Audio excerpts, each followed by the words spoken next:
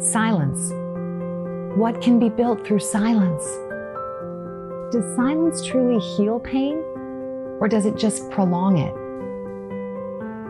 The Fountains of Silence tells the story of 18-year-old Daniel Matheson, the son of an oil family from Dallas, Texas, who comes to Madrid with his parents.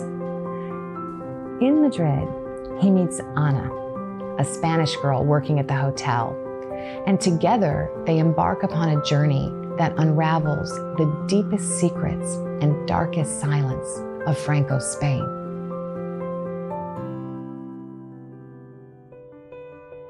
Spain. I first truly explored Spain while on a book tour for my first novel. I fell completely in love, not only with the country, I fell in love with its people. From Madrid to Valencia, through Bilbao to Barcelona, Tarragona, and beyond, I met Spanish readers, all from very different family backgrounds, but who all displayed deep empathy for the hidden history covered in my novels. They welcomed me with open arms and shared insight on conflict and human suffering and resilience. I quickly discovered that Spain is a classroom for the human spirit, and I was suddenly desperate, so desperate, to know more about Spain's history. But when I asked, some people told me, Spain's history is very difficult to explain. Others said, Ruta, it's too nuanced and complex for an outsider. And others said, no, you just can't understand. But I wanted to understand. I wanted to understand so badly. So I started taking research trips to Spain. I started meeting witnesses who brought the country's history and hardship to life. There's a lot of fantastic and very important writing and research on the Spanish Civil War. But what interested me most was the post-war period, during Franco's dictatorship. In order to weave together the various interpretations of the Franco period, I tell the story through a cast of characters. We have Rafael, a boy who must beat fear. Ana, a heart condemned to silence. Puri, a girl who seeks the truth. Daniel, an American traveler, completely unaware. And Fuga, a glimpse of our higher self. I use themes of freedom and identity in building each character, secret dreams that are working through each person. And all the while, unbeknownst to the characters, fate is pulling strings that will tie them all together. It's my favorite part of the whole process.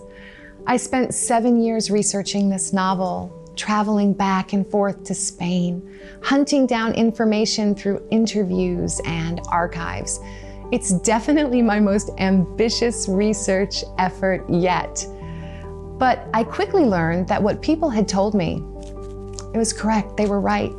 I thought through research and traveling to Spain that I could understand the Spanish Civil War and the post-war period. No. Not only is it difficult for an outsider to understand, I continually found myself asking, what right do we have to history other than our own? My previous projects and books have contained threads of my own personal family history, so I was able to write those stories from the inside out. But when I began my research for what became the Fountains of Silence, I realized that if I wanted to write about Spain, I'd have to write from the outside in, an American in Spain. So I studied the intersections between Spain and the United States. I learned that during the 1950s, Franco allowed the installation of American military bases. Americans, they wanted a strategic position in Europe against the Soviets. I also learned that in order to stimulate cash flow into Spain, the Franco regime allowed American tourism, filming of American movies, and they allowed the Texas oil barons to drill for oil. By the late 1950s, American visitors were flooding into Spain.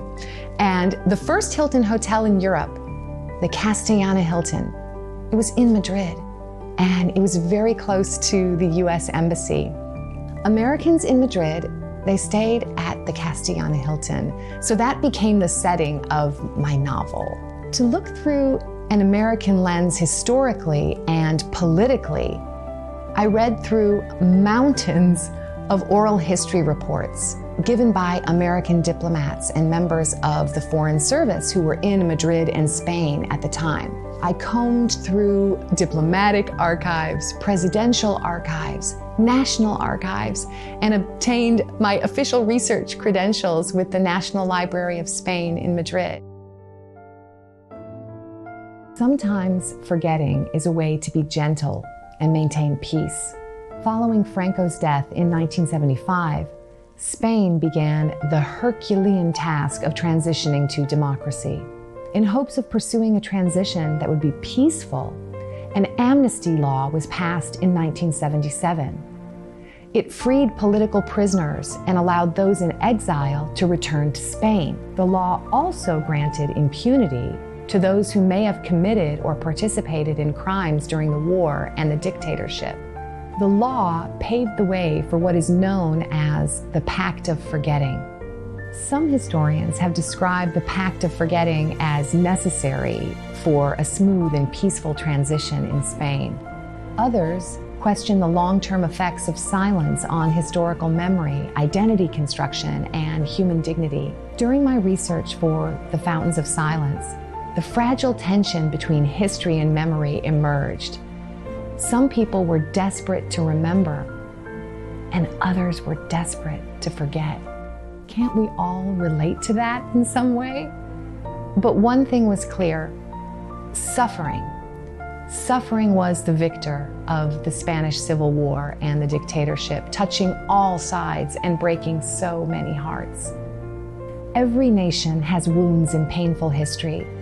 But when stories of historical conflict are read and discussed, we have an opportunity to be united in story and study and remembrance.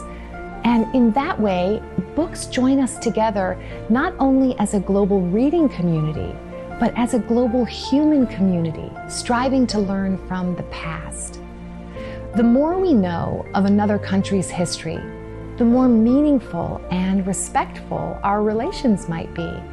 As an outsider, I could never say to the people of Spain, Basque Country, or Catalonia, I could never say, I know your pain. But what I can say is, I feel your pain. I have spent years researching, and I feel your story. And in writing The Fountains of Silence, I hope so desperately that readers will feel it too. My hope is that this novel might inspire conversations on fate and fortune and the lines that divide, conversations that result in progress to build new bridges that will endure the tests of time and historical memory. Because when that happens, maybe old dividing lines will begin to fade. History and hardship won't disappear, but perhaps we can come to a point where it no longer stands between us, but it flows through us.